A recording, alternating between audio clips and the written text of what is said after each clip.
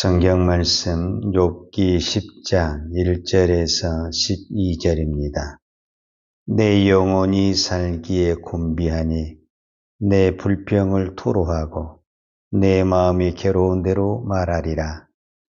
내가 하나님께 아뢰오리니 나를 정죄하지 마시옵고 무슨 까닭으로 나와 더불어 변론하시는지 내게 알게 하옵소서. 주께서 주의 손으로 지으신 것을 학대하시며 멸시하시고 악인에게 빛을 비추시기를 선히 여기시나이까. 주께도 육신의 눈이 있나이까. 주께서 사람처럼 보시나이까. 주의 날이 어찌 사람의 날과 같으며 주의 해가 어찌 인생의 해와 같기로. 나의 허물을 찾으시며 나의 죄를 들추어 내시나이까. 주께서는 내가 악하지 않는 줄을 아시나이다. 주의 손에서 나를 벗어나게 할 자도 없나이다. 주의 손으로 나를 빚으셨으며 만드셨는데 이제 나를 멸하시나이다. 기어가옵소서. 주께서 내 몸 지으시기를 흙을 뭉치듯 하셨거늘 다시 나를 티끌로 돌려보내려 하시나이까. 주께서 나를 젖과 같이 쏟으셨으며 엉긴 젖처럼 엉기게 하지 아니하셨나이까. 피부와 살을 내게 입히시며 뼈와 힘줄로 나를 엮으시고 생명과 은혜를 내게 주시고 나를 보살핌으로 내 영을 지키셨나이다. 아멘. 우리가 신앙생활을 하면서 믿음이 깊어지고 신앙이 깊어지면 우리 안에 이런 질문들이 많이 나옵니다. 하나님의 마음, 하나님의 뜻이 무엇일까? 우리가 그렇게 기도를 하고 말씀을 보아도 하나님의 그 깊은 마음, 깊은 뜻을 아는다라는 것이 갈수록 어려워질 때가 참 많습니다. 우리가 일반적으로 세상의 사람들이 질문하는 것처럼 왜 하나님은 에덴의 동산에 선악과를 두었을까? 선악과를 두지 않았더라면 아담과 하하가 그것을 먹지도 않았을 것이고 그럼 당연히 죄를 안 지었을 텐데 왜 선악과를 두어서 죄를 짓게 했을까? 하나님은 선하신 분이신데 왜 이렇게 세상에는 악이 많은가? 하나님이 다스리는 이 세상에 왜 악은 이렇게 존재하는가? 이런 질문들을 하다 보면 우리가 끝이 없죠. 그래서 우리가 하나님을 믿으면서 또 성경을 보면서 늘 의문했던 것이 뭐냐면 과연 하나님의 뜻은 무엇일까? 하나님의 계획은 무엇일까? 그런 부분들에 대해서 질문을 많이 하게 되고 관심을 갖습니다. 그러다 보니까 이 기독교 서점에 또 책들 중에 하나님의 뜻에 관계된 서적들이 참 많습니다. 일반 평신도도 그렇고 목회자도 그렇습니다. 과연 지금 이 문제에, 이 사건의 하나님의 뜻은 무엇일까? 그래서 우리가 그런 책들을 많이 봅니다. 저도 서재에 보면 하나님의 뜻에 관계된 책들이 여러 권 있는 것 같아요. 근데 우리가 그 책 한 권 읽은다고 해서 하나님의 뜻을 다 알 수 있습니까? 그럴 수가 없습니다. 우리는 하나님의 그 오묘한, 그 깊은 것을 알 수가 없습니다. 왜냐하면 하나님 자체를 우리는 알 수가 없습니다. 그래서 우리는 성경을 무엇이라고 표현을 하냐면 계시라고 말합니다. 계시. 이 계시라는 것이 뭐냐면 하나님이 보여줘야만이 인간은 하나님을 알 수가 있습니다.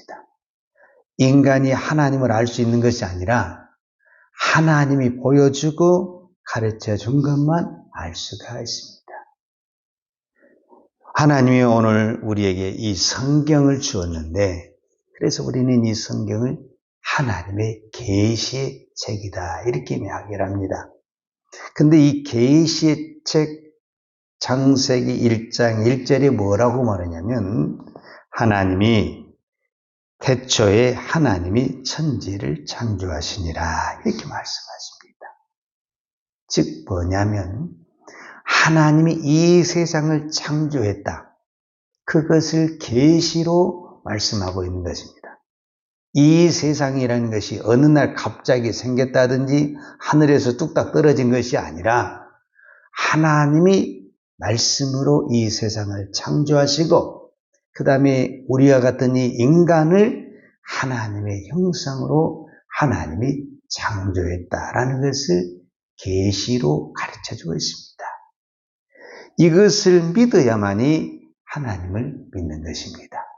그러니까 우리의 성경, 우리의 믿음, 우리의 신앙의 출발은 어디에서 출발이 되냐면 창세기 1장 1절에서 출발이 되는 것입니다. 내가 아무리 믿음이 좋다고 해도 신앙생활을 오래 했다고 해도 1장 1절을 못 믿으면 우리의 신앙은 아무것도 아닙니다. 이 1장 1절, 이 창세기 1장 1절이 그만큼 중요합니다. 하나님은 이 세상을 창조했다. 하나님이 나를 창조했다. 그래서 이 세상의 주인이 하나님이시고 나의 주인이 하나님이시다. 여기서부터 우리의 신앙이 믿음이 출발한다라고 말할 수 있습니다. 오늘 욥이 하나님 앞에 기도하는 제목이 바로 이 부분입니다. 하나님이 이 세상을 창조했다라는 것도 압니다. 욥이 알아요. 그리고 하나님이 나를 창조했다는 것도 알고, 우리가 욥기 1장에 보면 욥이 아주 부자로 살았습니다. 동방에서 제일 큰 부자입니다. 그가 그렇게 큰 부자로 살았던 그 이유가 뭐냐? 하나님의 축복이요 하나님의 은혜라는 것도 알고 있습니다. 그런데 지금 오늘 욥이 하나님 앞에 말하면서 기도하는 것은 뭐냐면 지금 당한 고난의 이유가 뭐냐? 하나님의 뜻이 무엇이냐? 하나님의 계획이 무엇이냐? 그거를 욥이 모르겠다 그 말입니다. 나를 그렇게 사랑하시고 나를 창조하시고 나에게 축복을 주신 그분이 왜 갑자기 다 걷어가시고 나에게 고난과 질병과 이 아픔을 주는지 나는 그것을 모르겠다라는 겁니다.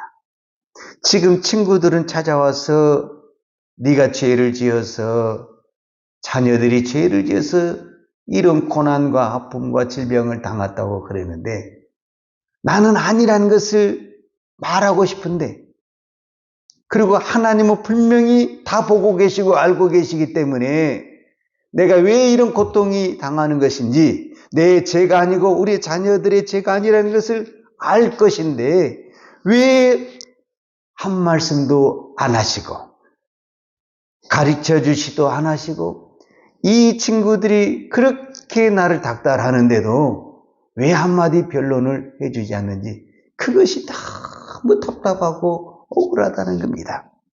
그래서 오늘 10장 1절에 보면 이렇게 고백합니다. 내 영혼이 살기에 곤비하니 내 불평을 토로하고 내 마음이 괴로운 대로 말하리라. 여기서 내 불평을 토로한다라는 것은 불평한다라는 말보다는 내 속에 있는 그 울분, 말하고 싶은 그것을 참지 않고 내가 말한다. 그런 의미예요. 그게 뭐냐면 이제 2절인데 내가 하나님께 아뢰오리니, 그래. 지금 하나님 앞에 우리로 말하자면 기도하고 막 말을 하는 거예요. 나를 정죄하지 마옵시고 무슨 까닭으로, 이 무슨 까닭으로가 하나님 이 무슨 까닭으로 이 고난을 나에게 주신 것입니까? 이 고난의 뜻이 무엇입니까? 지금 내가 고난을 당하고 있는 사람들은 다 이렇게 기도합니다. 하나님 이 고난의 뜻이 무엇입니까? 나의 이 병이 무슨 이유입니까? 이 아픔이 무슨 이유입니까? 그렇게 하나님 앞에 울부짖으며 기도하는데 하나님이 가르쳐 줍니까? 안 가르쳐 줍니다. 그래서 속이 답답하고 너무 괴로운 겁니다. 그래서 그것을 좀 가르쳐 달라는 겁니다. 무슨 까닭으로 나와 더불어 변론하시는지 내게 알게 하옵소서. 지금 또 이 고백을 드리고 있는 겁니다. 그런데 이 땅에 있는 수많은 사람들이 지금 욥이 기도하는 것처럼 기도하고 있다는 겁니다. 어떤 부분에서는 고난당하고 있는 그 모든 사람들이 어쩌면 이 기도, 약간의 고난의 내용도 다르고 기도의 내용도 다르겠지만은 근본의 원인은 같습니다. 하나님, 지금 우리의 교회에, 우리의 가정에, 내 인생에 이런 환난과 기근과 질병과 아픔이 찾아왔는데 하나님, 이게 무슨 뜻입니까? 세상의 사람들은 나를 향해서 손가락질을 합니다. 죄를 많이 지어서 그렇다. 아이고, 죄를 많이 지어서 벌 받네. 이렇게 말을 하지만 하나님이 나보다 나를 더 잘 아신 하나님, 내가 어떻게 하나님 앞에 믿음 생활을 했는지 하나님이 더 아시잖아요. 하나님, 이 이유가 무엇입니까? 라고 욥이 하나님 앞에 기도하는 내용이 오늘 욥기 10장이라고 볼 수가 있습니다. 답은 없습니다. 그런데 우리가 한 가지 확실한 것은 하나님이 욥에게 고난을 주었다는 것은 확실합니다. 사단이 욥을 갖고 장난하는 것이 아니고 하나님이 욥에게 고난을 주었다는 것은 우리가 확실합니다. 그러면 하나님은 우리에게 고난을 준 이유가 뭐냐? 성경은 이렇게 표현을 하고 있습니다. 잠언서나 베드로전서의 말씀을 가지고 살펴보면 잠언 17장 3절에 도가니는 은을, 풀무는 금을 연단하거니와 유하는 마음을 연단하시느니라. 즉 우리의 신앙을 연단할 수 있는 가장 빠른 그 지름길이 뭐냐면 고난이라는 겁니다. 고난. 베드로전서 4장 12절에도 보면 사랑하는 자들아 너희를 연단하려고 오는 불시험을 이상한 일 당하는 것 같이 이상히 여기지 말고 오히려 너희가 그리스도의 고난에 참여하는 것으로 즐거워하라. 즉 베드로 사도가 이렇게 말을 했지만 우리는 이 연단이 올 때 이게 무슨 일이지? 이게 무슨 현상이 이상하게 생각한다. 그렇게 생각하는 것이 당연한 거죠. 지금 베드로도 그렇게 말하는데. 그런데 그렇게 생각하지 말고 그리스도의 고난에 참여하는 것으로 하라. 이렇게 말을 했는데 결론이 어떻게 졌냐 하면 욥기 42장에 가면 이제 답이 나옵니다. 욥기 42장 5절에 보면 욥이 이런 고백을 합니다. 이 고난을 다 겪고 깨달은 다음에 즉 하나님을 만난 다음에 그 고백이 뭐냐면은 내가 주께 대하여 귀로 듣기만 하였사오나 이제는 눈으로 주를 배웁나이다. 이렇게 말해요. 즉 결국은 하나님은 까닭 없이 이유 없이 욥에게 고난을 주는 것 같지만 이 고난을 통해서 욥의 영적인 눈을 열어주시고 그가 하나님을 바라보고 천국을 바라보는 영의 세계를 열어줬다라고 말할 수가 있습니다. 이 부분에서 잘 정리해 놓은 분이 사도 바울 선생인데 사도 바울이 로마서 5장 3절과 4절에 보면 우리가 환난 중에도 즐거워하나니 이는 환난은 인내를 인내는 연단은 소망을 이루는 줄 아느니라.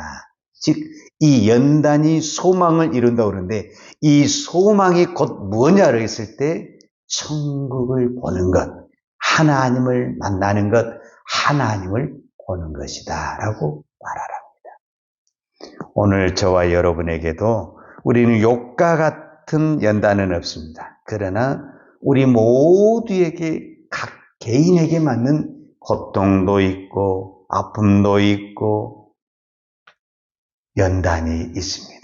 지금 이것이 무엇입니까? 라고 우리는 이 새벽에 기도할 수 있습니다. 그러나 답은 똑같습니다. 이 고난과 연단을 통해서 하나님을 보게 하는 것, 천국을 바라보게 하는 것. 오늘 우리가 이 욥기 전체를 통해서 말하는 것이다라고 볼 수 있습니다. 오늘 이 새벽에 그 연단 때문에, 고난 때문에 부르짖는 수많은 영혼들이 주님을 만나고 천국을 바라볼 수만 있다고 한다면 그 고난은 더 이상 고난이 아닌 기쁨이요 감사가 될 줄로 믿습니다. 기도하겠습니다. 하나님 아버지 감사합니다. 오늘도 이 땅의 수많은 사람들이 알 수 없는 고난과 아픔과 질병에서 탄식하며 통곡합니다. 하나님, 우리는 그것이 무슨 뜻인지 무슨 이유인지 알 수 없지만 하나님 각 개개인이 다 필요해서 허락하신 줄로 믿습니다. 오늘 그것 때문에 우리가 어리석게 불평하거나 낙심하지 않게 하시고 하나님이 이 고난을 통해서 이 연단을 통해서 우리의 눈을 열어주시고 우리가 천국을 바라보게 하시고 하나님을 바라보게 하여 주옵소서. 비록 우리가 이 제약된 도시 어둠에서 살지만 우리가 하나님을 바라볼 때 이 세상은 더 이상 어둠이 아닌 정말 우리가 이 땅에 하나님의 자녀로서 빛을 드러내는 하나님의 자녀로 살아갈 줄로 믿습니다. 오늘 이 새벽에 이 은혜, 이 축복을 허락하여 주옵소서. 오늘 또 말할 수 없는 고통 속에서 탄식하며 기도하는 종들의 기도를 들어주시고 은혜와 공유를 베풀어 주옵소서. 그래서 그 고난만 바라보고 탄식하는 것이 아니라 그 고난 속에 더 크게 역사하신 하나님을 바라보고 오히려 감사하는 우리의 믿음 되게 하여 주옵소서. 예수님의 이름으로 기도하였습니다. 아멘. 유아는 내게 복을 주시고 너를 지키시기를 원하며 유아는 얼굴로 내게 외치사 은혜 베푸시기를 원하며 유아는 그 얼굴을 내게로 행하이드사 평강 주시기를 원하노라. 이제는 나 같은 죄를 위하여 십자가의 고난을 당하신 우리 주 예수 그리스도의 은혜와 독생자를 아낌없이 보내주신 아버지 하나님의 무한하신 사랑과 성령님의 교통하심과 인도하심, 오늘도 우리가 어떤 환경에 있든지 그 환경 속에서 낙심하지 아니하고 오히려 믿음으로 감사로 살아내기를 원하는 사랑하는 주의 종들 머리머리 이해와 이 나라 이 민족과 한국 교회 위에 온 열방의 이 생명의 복음을 증거하는 선교사님들 이해와 사랑하는 주의 자녀들 머리 위에 이제부터 영원토록 함께 있을지어다. 아멘.